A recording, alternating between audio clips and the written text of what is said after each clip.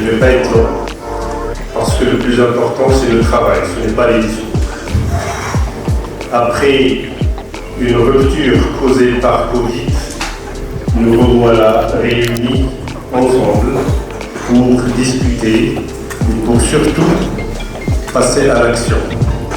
Avec nos partenaires, avec le conseil régional de la région Tanger-Tétouan-Cressima, avec les élus, avec les autorités de la wilaya, les différentes provinces, on travaille tous la main dans la main pour accompagner ce développement et être à la hauteur des attentes de Sa Majesté, que Dieu le protège, pour accompagner cette dynamique que connaît notre pays à l'échelle mondiale. Encore une fois, merci pour votre présence et je remercie nos partenaires à l'échelle de la région. Et croyez-moi, nous sommes là pour vous accompagner, mais comme je disais au début, passons à l'action.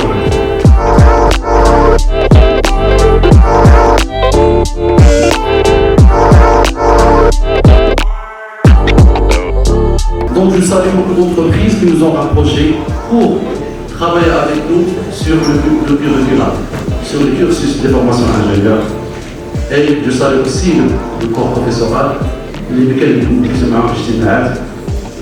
qui sont très intéressés par la démarche. Il faut que le société économique soit avec nous avant l'entrée de l'étudiant jusqu'à la sortie. Il faut qu'on travaille ensemble. Le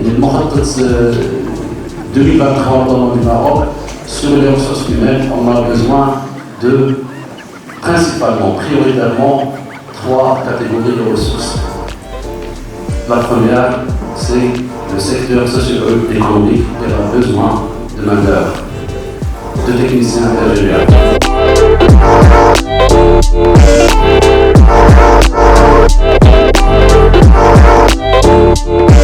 C'est pour moi un grand plaisir que de m'adresser à vous ce matin pour vous souhaiter très cordialement la bienvenue à l'occasion de l'ouverture officielle du forum d'entreprise sous le thème Metaverse, propulseur de l'urbanisme intelligent au Maroc. Atteindre 14 éditions est une étape très importante dans la vie d'une institution comme la nôtre. C'est pour nous, après 3 ans d'absence, une occasion solennelle de marquer une pause pour jeter un regard rétrospectif sur ce parcours qui met en œuvre le socle de la tradition estatienne en 25 ans d'excellence. Mais aussi de rendre hommage à ceux qui nous ont précédés. Tout a commencé en 2004. Des débuts qui ne furent pas aisés pour nos prédécesseurs, voire même modestes, mais combien importants. Les références de nos chers partenaires et sponsors qui prennent de l'ampleur et nous soutiennent d'année en année. Je cite notre sponsor officiel, CH30, nos sponsors finalement Maroc Force Emploi et Alicia, nos sponsors Gold, GD Connectivity et Model Events, et finalement nos sponsors Silver, ALC, American Language Center et American.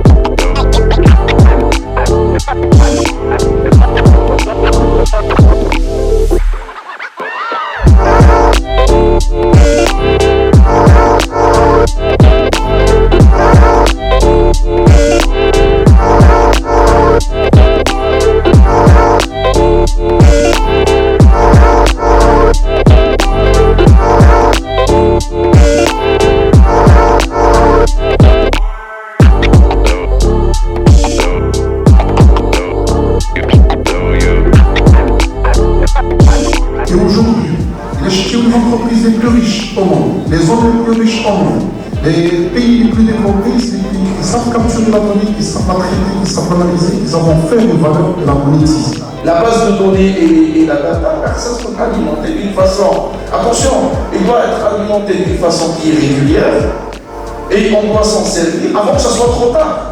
Mais pour revenir à l'État aujourd'hui, il ne faut pas oublier que l'État c'est le premier investisseur en fait dans ce type de technologie. On est dans un pays qui dépend énormément de l'État. Il ne faut pas l'oublier. Donc on a un secteur privé qui est assez fort, mais l'État a une empreinte assez importante. Donc dans notre transformation digitale, la transformation sur laquelle l'État doit investir, c'est une transformation qui crée du sens et de l'épanouissement aux citoyens.